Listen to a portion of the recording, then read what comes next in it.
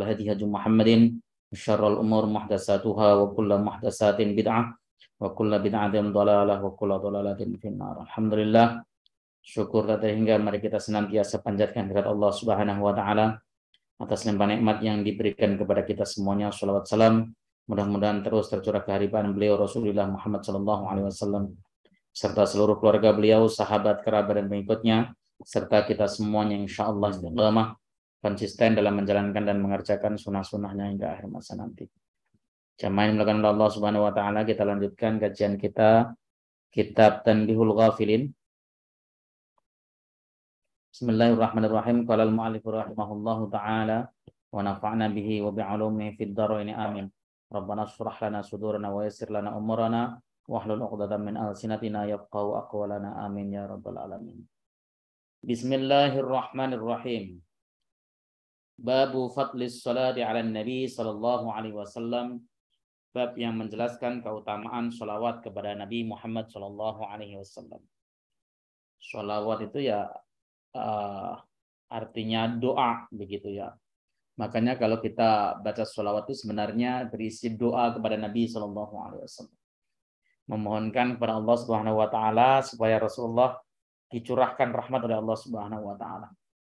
Tapi bukan berarti kalau kemudian kita tidak doakan, Rasulullah tidak dapat rahmat dan juga tidak selamat. Karena Rasulullah sendiri itu adalah ayunur rahmat, sumbernya rahmat.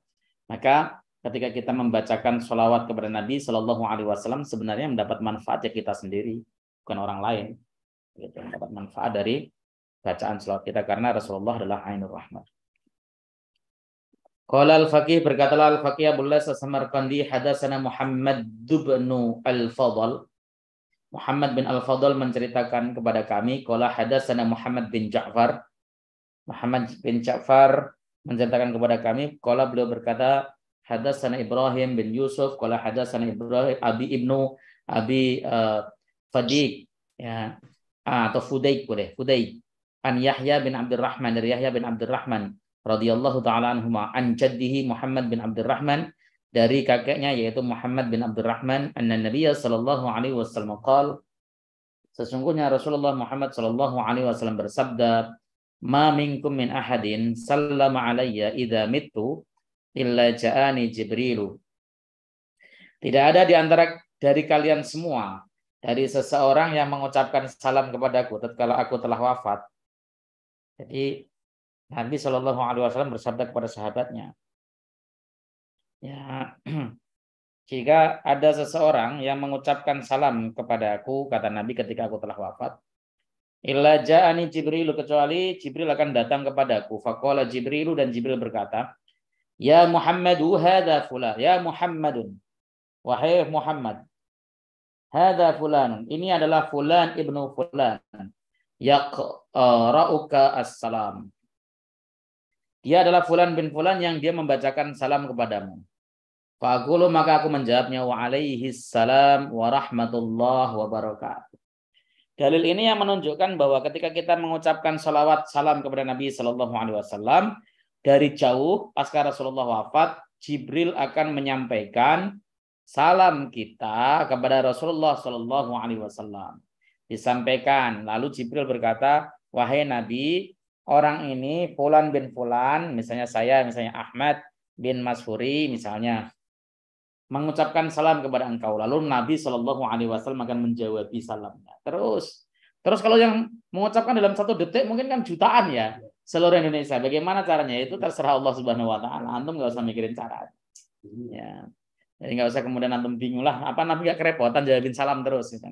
Karena seluruh dunia mereka selalu membaca salawat salam. Artinya Nabi memberikan perhatian khusus bagi umat Nabi Shallallahu Alaihi Wasallam, umat Islam yang rajin membaca sholawat salam kepada Rasulullah Shallallahu Alaihi Wasallam. Dalam kitab Fathul Majid karangan Syekh Abdul Hamid Kudus, ya, yang beliau tinggal di Mekah, ya, beliau mengatakan bahwa pada saat kita jauh memang betul salam kita akan disampaikan malaikat kepada Nabi Shallallahu Alaihi Wasallam dan Nabi akan menjawab salam kita. Tapi pada saat kita dekat dengan kuburan Nabi Shallallahu Alaihi Wasallam, kita berada pada sisi makam Nabi Shallallahu Alaihi Wasallam, kita mengucapkan salawat salam, kita mengucapkan salam, maka Nabi langsung yang akan menjawabnya. Assalamualaikum ya Rasulullah. Assalamualaikum ya Habiballah. Seperti itu. Misalnya di dekat makamnya Rasulullah Shallallahu Alaihi Wasallam, maka Rasul akan langsung menjawabnya. Langsung, ya, bukan melalui perantara lagi. Qala, beliau berkata, hadatsana Muhammad bin Al-Fadl. Muhammad bin Al-Fadl menceritakan kepada kami. Isnadi dengan sanadnya an Sa'id ibn al-Musayyib, dari Sa'id ibn al-Musayyib.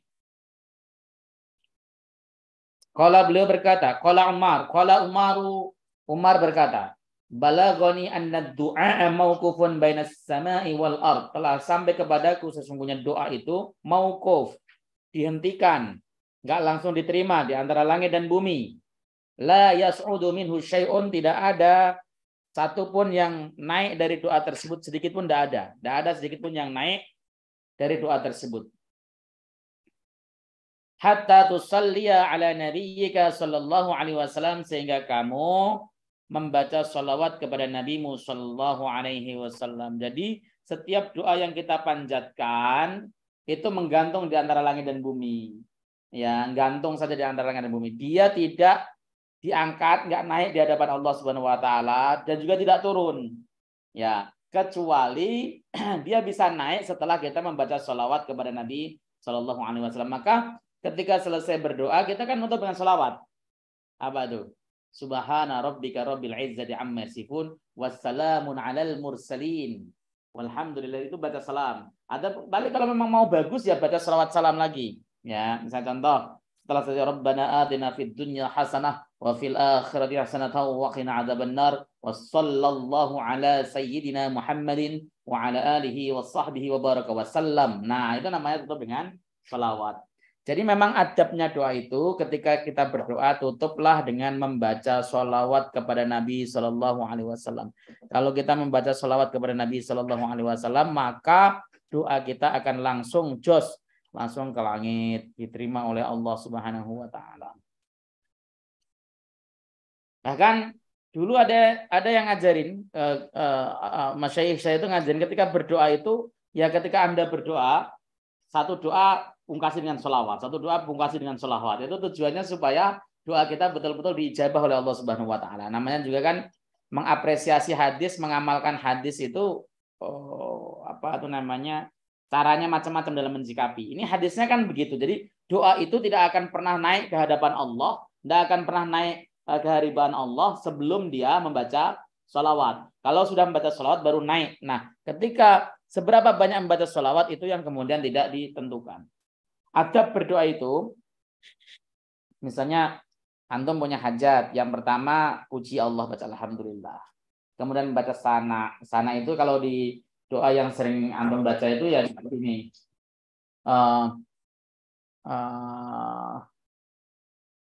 Hamdan na'imin, hamdan syakirin, hamdan yuwafi ni'amahu wa yukafi'u mazidah. Ya Rabbana walakal hamdu kama yanbaghi li jalali wajhikal karim wa 'azimi sultanik. Itu namanya sana, pujian. Nah, terus setelah itu kemudian membaca sholawat kepada Nabi Sallallahu Alaihi Wasallam. Allahumma sholli ala Muhammad wa ala ali Muhammad misalnya. Terus baca doanya. Terakhir kemudian ditutup dengan baca sholawat kepada Nabi Sallallahu Alaihi Wasallam. Itu tujuannya supaya doa kita dikabulkan oleh Allah Subhanahu Wa Taala. Jangan langsung to the point.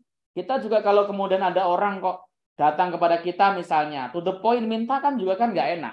Atau ngajuin proposal tiba-tiba setelah Assalamualaikum warahmatullahi wabarakatuh, Pak saya mohon dicairkan duit untuk sekian dan sebagainya. Kan nggak enak.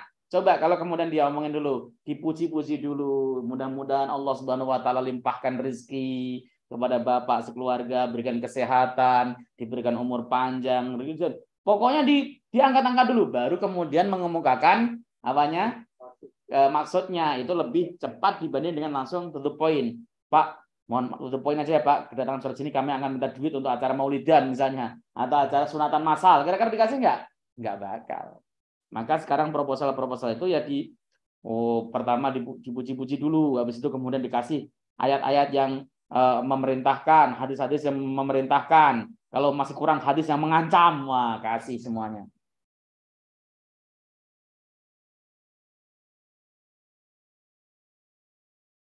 Qala hadatsana al-Faqih. Beliau kemudian apa itu namanya? Abu Lais berkata, hadatsana al-Faqih, berkatalah al-Faqih Abu Ja'far radhiyallahu taala anhu. Hadatsana Abu Bakar bin Abi Yazid, qala hadatsana Abu Ja'far Muhammad bin Salamah an Humaid at-Tawil. An Anas bin Malik radhiyallahu taala anhu, dari Anas bin Malik semoga Allah Subhanahu wa taala ridha kepada beliau, anna Rasulullah sallallahu alaihi wasallam sa'ida al-mimbara. Sesungguhnya Rasulullah sallallahu alaihi wasallam naik ke atas mimbar. Faqala, dan kemudian beliau berkata amin. Summa sa'ida. Ya. Kemudian beliau naik lagi. Faqala, maka kemudian Rasul mengatakan amin. Summa sa'ida, kemudian beliau naik lagi. Faqala amin. Ya. Summa stawa fajalasa, kemudian beliau duduk. Istiwa ya. Kemudian beliau duduk. Faqala lahu Mu'ad bin Jabal, maka bertanyalah Mu'ad bin Jabal setelah selesai. So'ita fa'amanta salasan. Kau naik dan kau baca amin 3 kali. Qala, Nabi mengatakan atani Jibrilu faqala ya Muhammadun man adraka Ramadhana falam yughfar lahu famata fadakhala an-nar fa'ab'adahu Allah. Wahai Muhammad, siapapun yang menjumpai Ramadan dan dia tidak diampuni dosanya. Dia ketemu Ramadan tapi tidak diampuni dosanya. Artinya selama Ramadan dia nggak ngapa-ngapain. Puasa enggak, tarawih enggak, baca Quran enggak, kemudian i'tikaf enggak apapun, sehingga dia tidak diampuni oleh Allah Subhanahu wa taala. Famata, maka kemudian dia mati, fadakhalan nar, maka dia akan masuk neraka, fa'abadahullah, dan Allah akan menjauhkan dia ya dari rahmatnya, maksudnya akan menjauhinya dari rahmatnya. Qultu, maka aku katakan amin. Ini orang yang satu bangkrut ketika dia mendapati Ramadan tetapi tidak dapat ampunan dari Allah Subhanahu wa taala. Tidak mendapat apapun padahal Ramadan sudah berlalu. Hanya sekedar ikut lebaran. Yang kayak gini kan banyak. Bahkan mungkin diantaranya adalah kita sendiri, kadang-kadang Ramadan hadapinya dengan suka-suka kita dan sebagainya. Insyaallah.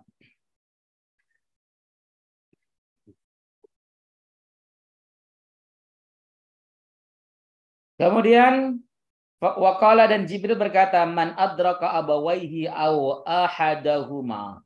Siapapun yang mendapati kedua orang tuanya atau salah satu dari kedua orang tuanya. Enggak harus keduanya, tapi salah satu dari kedua orang tuanya.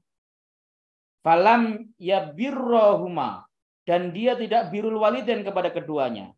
Famata, maka ia mati, fadakhalan nar, maka dia akan masuk neraka, fa'abadahullah, dan Allah akan menjauhkan dia dari rahmatnya Allah Subhanahu wa taala. Orang yang mendapati orang tuanya masih hidup, dia tidak birrul walidain. Uququl walidain.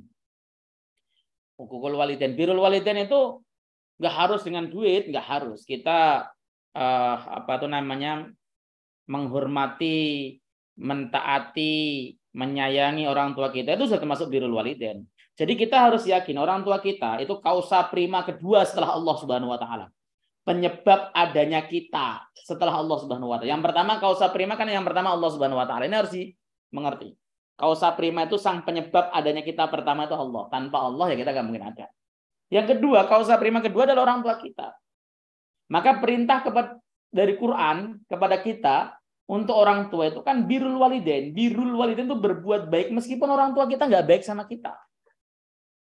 Maka di dalam konteks birrul walidain kan bahasanya begini, jangan pernah Anda berkata apa yang pernah diberikan orang tua Anda kepada Anda, tapi katakan apa yang telah Anda berikan Anda kepada orang tua Anda. Jadi jangan pernah berpikir orang tuaku tuh ngasih apa sih ke aku, tapi katakan kepada dirimu, kamu sudah ngasih apa ke orang tuamu. Kadang anak kan gini kan, Allah ngapain birrul walidain? Bapakku dulu juga nggak nyekolahin aku, ngapain? Ya, bapakku dulu juga galaknya luar biasa, ngapain birrul, itu salah. Birrul walidain itu nggak melihat itu, maka konteks di dalam Al-Quran menggunakan kata ihsana, wabil walidaini ihsana, dan kepada kedua orang tua harus berbuat ihsan. Ihsan itu artinya apabila, ini kata Profesor Quraish Shihab, apabila Anda dikasih 1 membalas 10 itu namanya ihsan. Membalas 100 itu namanya ihsan. Kalau 1 dibalas 1 itu namanya adil. Dalam konteks kepada orang tua, kita tidak disuruh adil, tapi disuruh ihsan. Nah, orang tua itu sebenarnya adalah pintu surga kita. Makanya luar biasa kalau kita masih punya orang tua itu. Kadangkala memang sebagai anak, ya ini saya alami. Merasa ketika kita lagi capek-capeknya istirahat, nah, orang tua kita misalnya di kampung, yang saya alami. Tiba-tiba nelpon jam-jam 1 dan sebagainya. Itu merasa terganggu, iya. Tapi Anda tidak boleh mengeluarkan suara keras, suara bentak, atau merasa tidak suka ditelepon. Assalamualaikum, nak. Waalaikumsalam warahmatullahi wabarakatuh. Ada apa, Bu? Ada apa, Pak? Enggak, mau nelpon doang. Oh, gimana? Sehat? Meskipun ngomongnya sambil ngantuk-ngantuk. Gimana? Sehat? Alhamdulillah. Mohon maaf ya kalau ganggu ya. Enggak apa-apa. Pengen cerita dong. Ya cerita, dengerin. Udah, meskipun kadang-kadang ya Allah terganggu tidurnya. Ya udah, tapi kalau Anda menampakkan ngapain sih jam segini nelpon? Mending nantilah habis subuh atau pagi-pagi kan bisa gitu. Itu enggak boleh, nyakiti perasaan. Nyakiti perasaan sekali. Saya itu tahu yang kayak gini udah lama. Tapi ketika ditelepon juga saya merasa saya itu belum birrul walidain. Kenapa sih? Ada merasa perasaan terganggu yang di dalam hati. Meskipun saya nggak ngomong apapun, dan tidak menunjukkan dengan ucapan saya, nggak menunjukkan dengan apa saya pengen matiin cepat atau nggak suka mendengarkan cerita orang tua saya, nggak ngomong apapun. Ya, artinya hanya saya simpan dalam hati. Tapi dalam hati saya merasa kok terganggu. Kalau sekali itu nggak masalah ya. Kadang-kadang seminggu 3 kali, seminggu 4 kali terganggu. Jam 1 malam, jam setengah 2 malam, mungkin belum waktunya tahajud ya kali bangunin saya gitu maksudnya kan. Tapi ini memang terjadi. Nah, ketika kita kehilangan orang tua, Masya Allah rasanya, ya Allah, dulu kenapa saya ditelepon saja kayak gitu. Masih mending yang nelpon untuk orang tua loh. Mestinya nelpon itu kita ini loh yang nelpon. Tapi orang tua yang nelpon itu kan dahsyat kan sebenarnya kasih sayang. Sampai-sampai orang tua saya itu sering ngomong gini nih. Aku itu nak saking pengen lihat anak-anakku pada berhasil, usahanya gampang dan sebagainya. Saya itu kalau berdoa sama Allah sampai lupa berdoa untuk diriku sendiri, serius. Ibu saya itu sampai ngomong, saya itu lupa untuk diri sendiri, doa untuk diri sendiri itu lupa. Karena apa? Doain anaknya itu panjang lebar satu persatu disebut terus. Ya, mungkin saya kan berkali-kali, mungkin saya bisa seperti ini itu ya karena salah satunya doa orang tua saya yang luar biasa. Nah makanya wajib birrul walidain itu seperti itu. Seandainya orang tua mau ngelahirin Anda, begitu lahir langsung ditaruh di panti asuhan, Anda tetap wajib birrul walidain. Udahlah, nggak mau rawat ini, udah taruh panti asuhan, Anda tetap birrul walidain.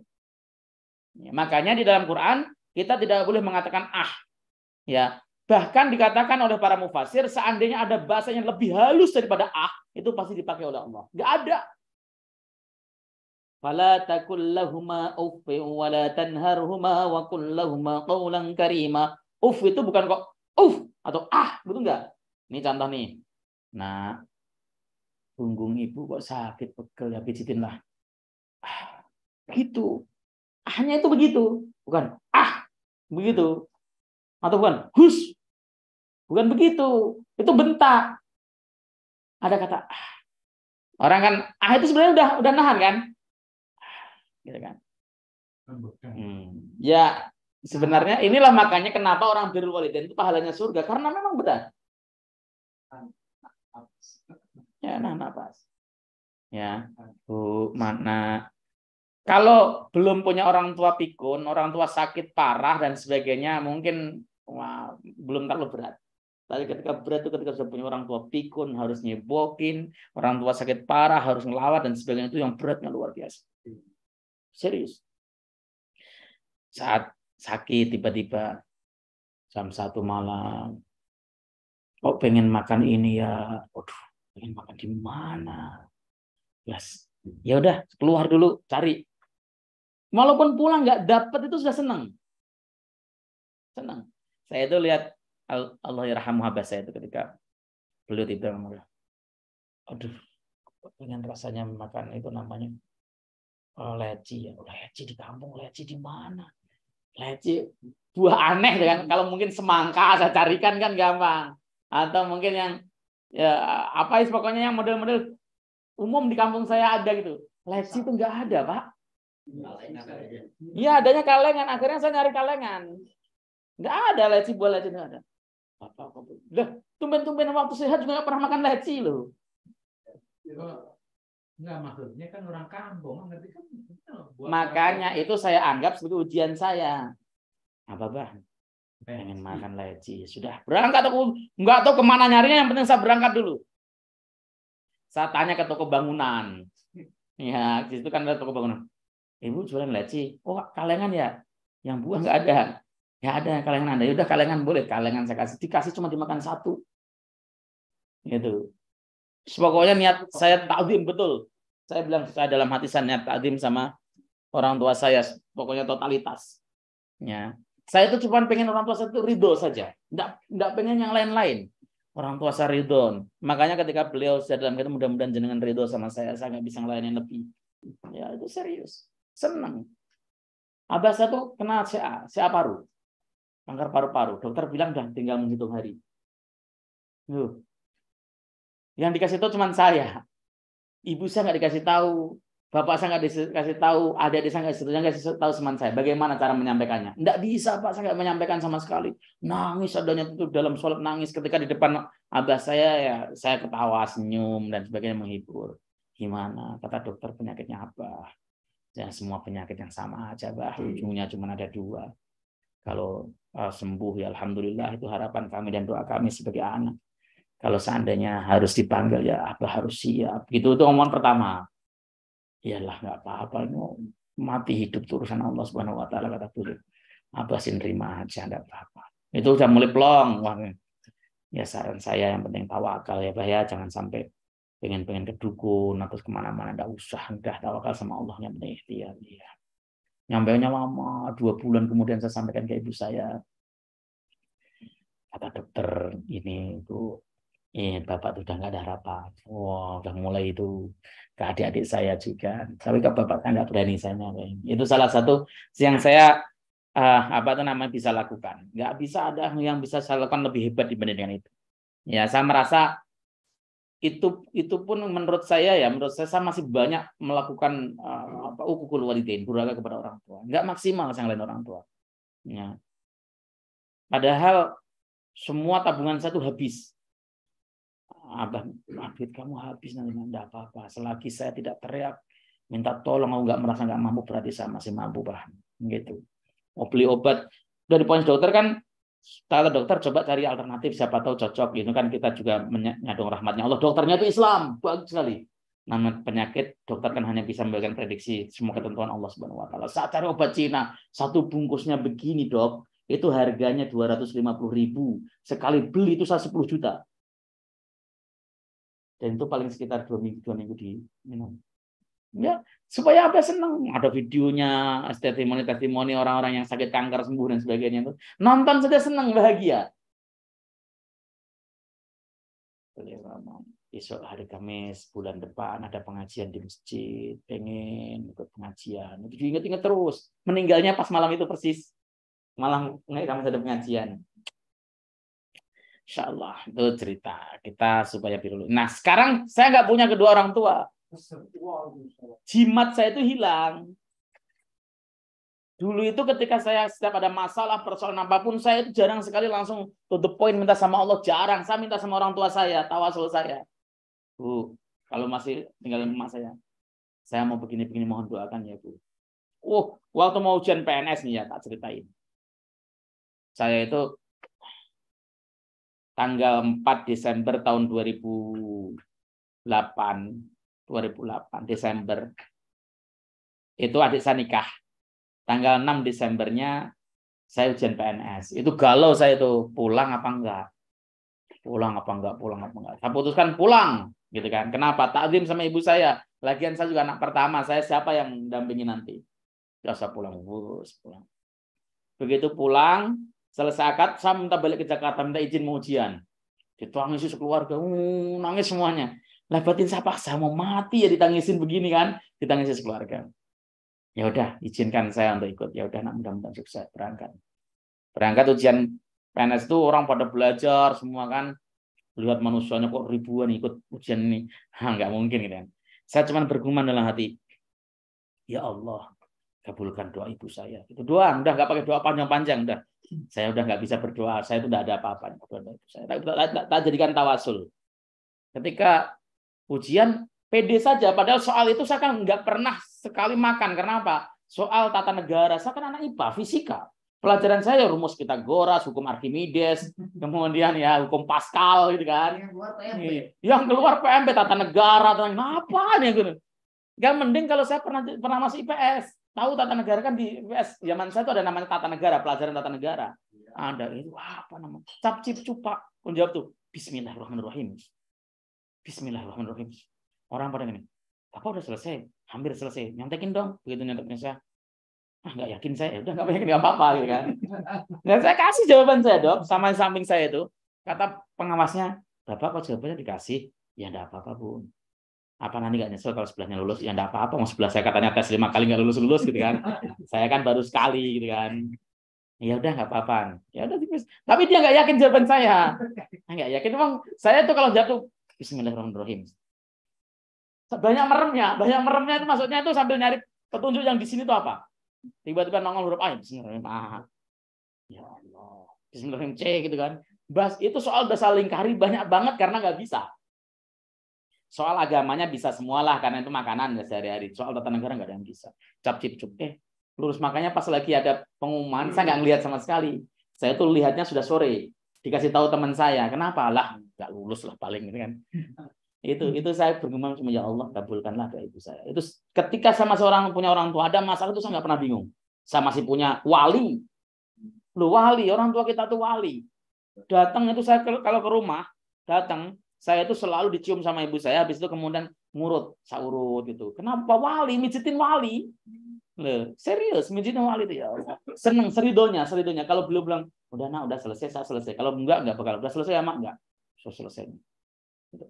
Tuh kalau masih punya orang tua tuh memang benar-benar gerbang surga, serius. Yang nggak punya seperti kita itu, ya kita jadi wali sendiri akhirnya kan. Kita ada berat untuk apa mendobrak arsy-Nya Allah kecuali dengan orang tua kita. Nggak ada backup lagi ya, Nggak ada backup. Loh orang tua tuh kalau doa tulus serius loh, doa tulus, masya Allah luar biasa. Sekarang kita ngerasain kan jadi orang tua, kalau doain anak serius. Oh, apalagi sudah anak pesantren itu, mudah-mudahan sehat ya Allah, ya kan Pak Fari, sampai kadang-kadang lupa. Masya Allah. Nah ini Nabi malaikat Jibril mengatakan siapapun yang mendapati kedua orang tuanya atau salah satu dari keduanya masih hidup dan dia tidak birrul walidain kepada keduanya lalu dia mati maka dia akan masuk nerakanya Allah Subhanahu wa taala. Fakultu maka aku menjawab, aku berkata amin. Qala malaikat Jibril berkata lagi, wa man dzukirta indahu falam yusalli alaik famata fadakhala nar fa'abadallahu. Qultu amin. Siapapun orang yang ketika namamu disebut di sisinya, nama Nabi Shallallahu Alaihi Wasallam disebut di sisinya, falam yusalli alaik, dan dia tidak mau membaca salawat kepadamu, dia mati maka dia masuk dalam neraka dan Allah menjauhkannya dia dari rahmatnya. Maka aku berkata amin. Ini menunjukkan bahwa membaca salawat itu wajib dalam satu majelis minimal 1 kali. Dalam satu majelis minimal. Ya, paling bagus ya ketika nama Nabi Shallallahu Alaihi Wasallam disebut, ya membaca salawat terus-terusan. Antum tahu nggak? Di dalam madhab Syafi'i, ya, ketika nama Nabi Shallallahu Alaihi Wasallam disebut di mimbar Jumat khutbah, itu membaca salawatnya keras. Ya, misalnya Rasulullah Muhammad Shallallahu Alaihi Wasallam, Allahumma salli wa sallim alaihi, jahar, nggak teriak sih jahar. Nggak keras, Allahumma salli alaihi, begitu ya enggak. Ya. Allahumma shalli wa sallim alaihi. Termasuk tarodu, membaca radhiyallahu taala anhu kalau dalam madzhab Syafi'i. Zaman sekarang ya pada nggak mau baca, kenapa? Takut dibilang bid'ah. Gitu kan. Padahal yang nulis itu Syekh Zakaria Al-Ansari, Syekhul Islam Zakaria Al-Ansari dalam kitab Fathul Wahhab. Seperti itu. Gurunya jadi ya gurunya Ibnu Hajar Al-Asqalani. Muridnya Ibnu Hajar Al-Asqalani, gurunya Ibnu Hajar Al-Haytami. Makanya beliau mengatakan aku dihimpit di antara 2 Hajar.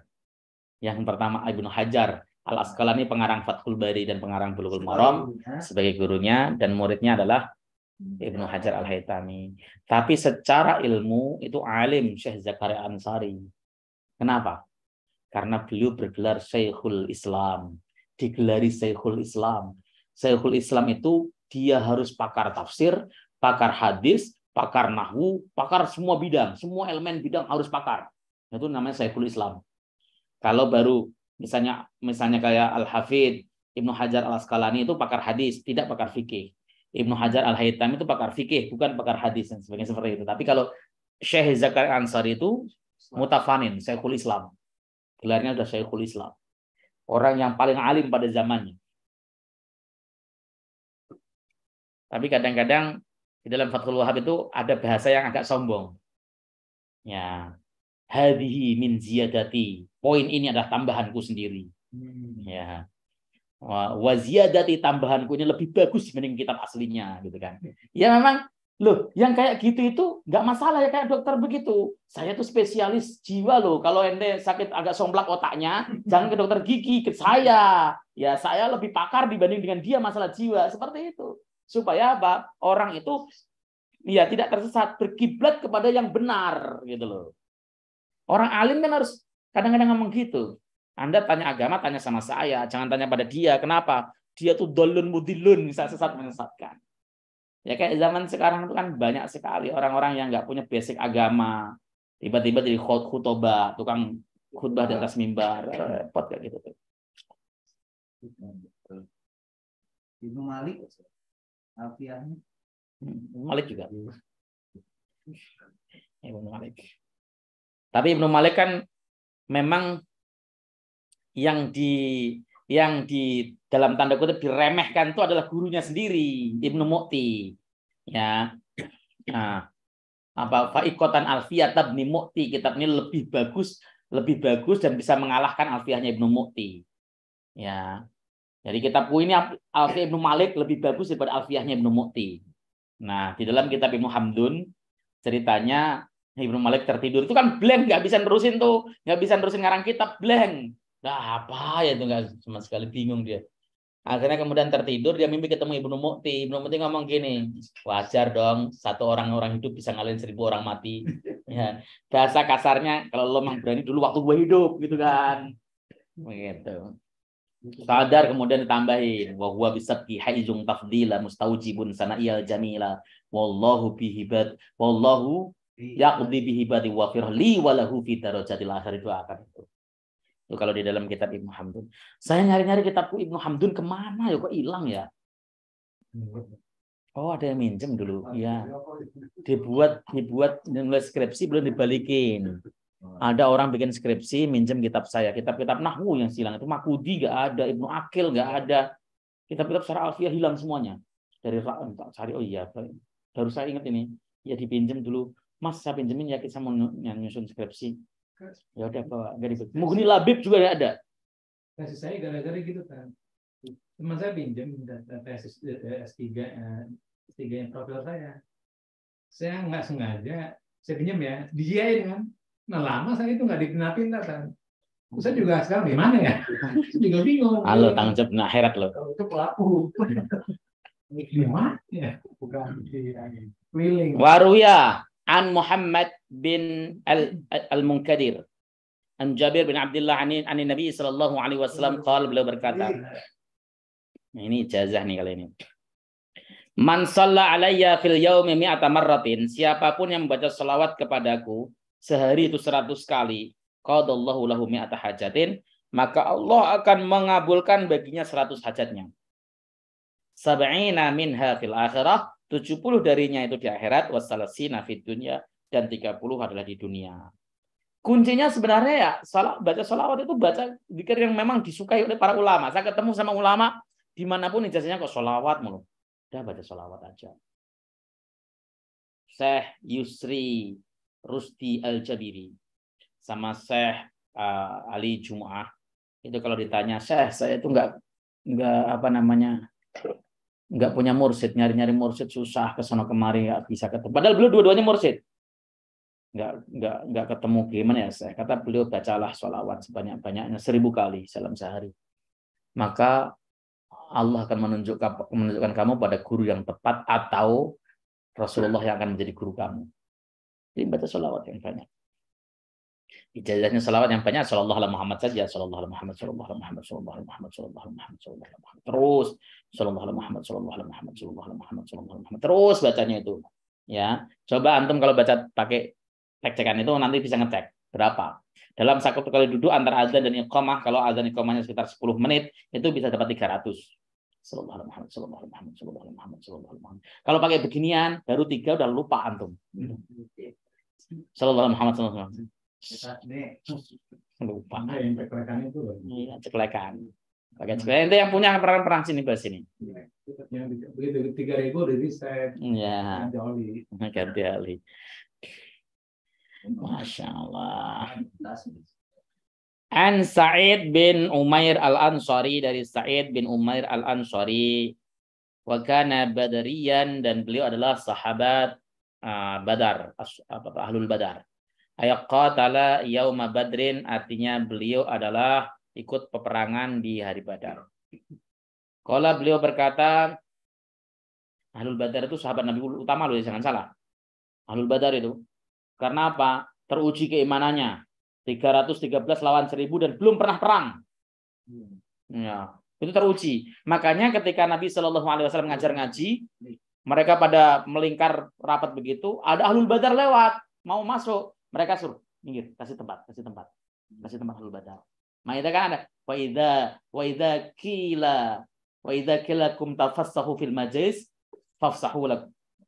Fafsahu ya, yafsahillahu lakum. Jadi ketika dikatakan kepadamu beri tafassahu, ya, berikan tempat, ya, ronggangan fil majlis. Berikan.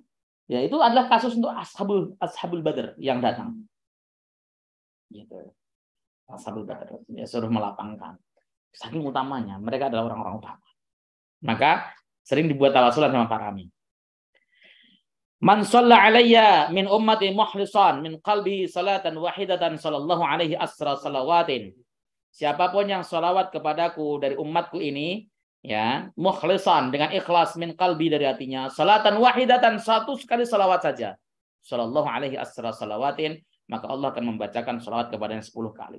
Wa rafa'a lahu asra darajatin, dan Allah akan mengangkat derajatnya 10 derajat. Wa maha anhu asra sayyi'atin, dan Allah akan menghapus darinya 10 kesalahan. Kalau dalam Sahih Bukhari, man shalla alayya marratan sallallahu lahu asra marrat. Siapapun yang membaca selawat kepadaku sekali, maka Allah akan membalasnya 10 kali. Itu ya, itu hadis sahihnya. Jadi intinya kita bagaimana memperbanyak membaca selawat kepada Nabi Sallallahu Alaihi Wasallam. Ya, rutinkan, karena ini merupakan amalan para muqarrabin, orang-orang hebat. Guru-guru kami juga amalannya selawat terus. Insya Allah apapun, ya, bukan kita kenapa ya, tapi kita tujuannya supaya dekat kepada Rasulullah Sallallahu Alaihi Wasallam. Wallahu ta'ala alam bishawab.